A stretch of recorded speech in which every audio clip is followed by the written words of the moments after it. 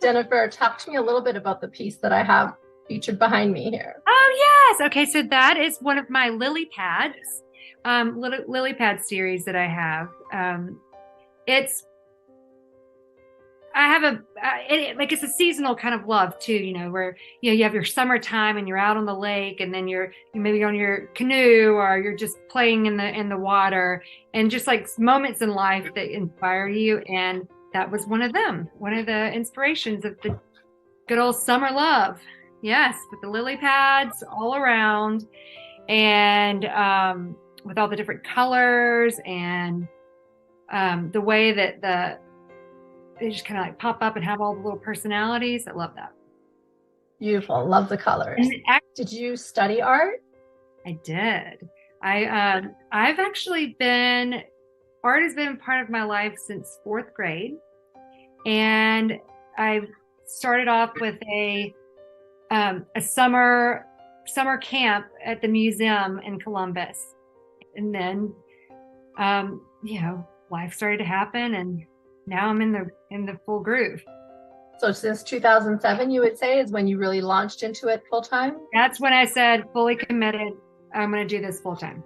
And then for the first year, like learned about the business side of it, read a lot of books, licensing, and then how to do the taxes and all the business side, all the admin. Did you have support from your family when you made that choice? They're so great. Yes, I did. I mean, I'm very blessed to have my special people fully support me and encourage me. They're my cheerleaders. So, yeah, they've been really awesome. It's just important, it's really important. Absolutely. What would you say drew you to painting? Oh, man. Gosh. I always found beauty, but to be able to kind of like break it down into the little subjects of like the exterior to the interior of a subject, I think was intriguing to me. And then like being able to, and then when I started to learn how to do shadowing and color and to be able to actually see it kind of come off the page. Plus it feels good too. Like for me now, if I'm a little cranky, my husband's like, you might need to go to the studio. You go, why don't you go downstairs? I got everything up here. Like you go and release a little to kind of like mentally prepare, like, okay, I'm going to use this purple. Like, is it going to pop? Is it going to be too poppy or is it going to sit back? And kind of play off of that pre-resin pour to that resin pour mentality of like, how is this color really going to translate once the resin's poured? What are your favorite pastels to use? Ooh, I got some Unison pastel. They're my favorite. Okay, tell me why. Oh man, they're rich. They're softness of them. They've got great potency. They feel good. And I can't wear gloves. I should, but I can't. Still, this is what I do with can you kind of see them? Yes, I can see. Like this green, like makes me happy. So, you've got the pastels and it'll lift off of your hand. But they just have all these like brilliant colors. And since you have to you can't blend these colors, you're really dependent on, making them vibrate off of each other to translate the colors you want. I'm not getting why we can't blend. I'm like, you couldn't take your finger to it and just blend it? Well, you could. It's just, so for instance, like here's like a magenta. Okay. And then here's like a yellow. You can blend it. I'm sorry. Yeah, you can blend it, but you can't, where am I trying to, like those colors, you can make them go soft to each other, but they will never really create a new color of its own. Mix. Okay, so they won't really mix. They won't mix. Oil paint would. Yes. Yeah, it's not really a mixing. It's more of like a layering. Got you. Okay. And you said you like to do portraits with your pastels? Yes. I right now I'm taking a break because it was just a lot of pressure, but I do love to do portraits. And I have one of Jane, my daughter. She asked me the other day if I was going to, Mommy, are you ever going to finish my portrait? Oh. I was like, oh, babe, yeah, I think I will. Eventually. You got to tell her about the shoemaker's children who go down barefoot. Right. Oh, so that is so darling. So, so I love to use, it's a Belgian mist. That's the color of the paper. Oh, But it that comes ends up colored. being my middle tone. Yeah. Beautiful. Gorgeous. But so then I will use like you can probably tell like almost like a blue purple as like the undertone. And I never use black with really any of my works other than my India for my fly guys, or if I'm using or if I'm just doing a straight charcoal portrait. But so I'll never use black. So this is like a really deep blue, like deep maroon. And when I'm working with these same pastels on wood panel, when I pour the resin, those deep blues and those deep purples almost translate as like a black. That makes sense. How do you make that? Like, her skin tone is so gorgeous. How do you get that? It looks so real.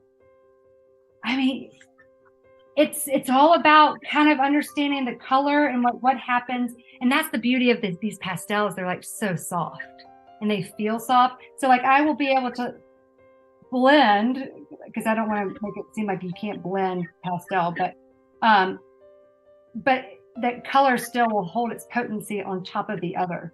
So I can bring that edge softness by joining the two. But I don't know. It's just So that pretty. pastel. How far away from completion would you say this piece is? Well, considering she was 2 when I started this, you pre and then post resin pours. So these are the same pastels on wood panel, and the pictures, the light's not doing it justice, but it's gorgeous. I can see the sheen to it. Right. And so then you can kind of see like how it melts, and then it becomes like a 3D moment happening. Right. Tell me why the wood panels instead of straightforward canvases. Well, you need, if you were to put resin on canvas, the weight of the resin would be too heavy, so it would bow. So you need that strong background to support the resin. Who supplies you with your wood panels? This great company is called Wesleyan Artist Solutions, and they do a fantastic job. They're quick and they're very responsive, and they can deal with me. That's always a plus. I'm down from the table and it looks like it's a wet spot, but it's not. Very unique. Tell me about those napkins. Where are they destined to go? Yeah, so these are my hand-painted cocktail napkins. They're a linen with a hem stitch. And so this is one of the 4 that will be painted in the set.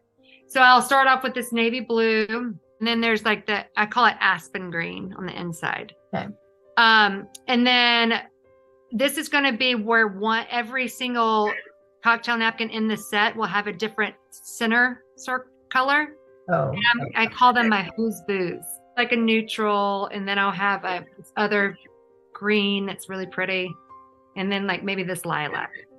Are these coming with you to the Wesleyan Artist Market? They are, yes. Fun little creative moments. And then you mentioned wildlife as well. Well, that's like my all-time special, because I wanted to be an exotic vet when I grew up.